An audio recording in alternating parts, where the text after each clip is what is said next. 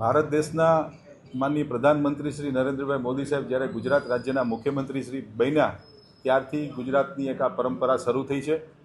દરેક મહાનગરોની અંદર ગુજરાત ટુરિઝમ અને જે તે સત્તામંડળ દ્વારા પતંગ મહોત્સવ કરવામાં આવે અને આ પતંગ મહોત્સવની અંદર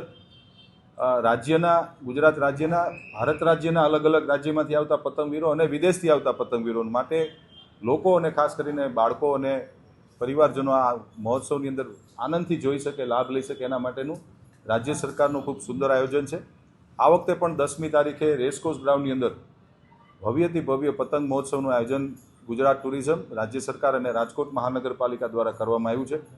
આપ સૌના માધ્યમથી રાજકોટ શહેરના અને સૌરાષ્ટ્રના અલગ અલગ મહાનગરોની અંદર વસતા શહેરીજનો માટે હું હાર્દિક નિમંત્રણ આપું છું.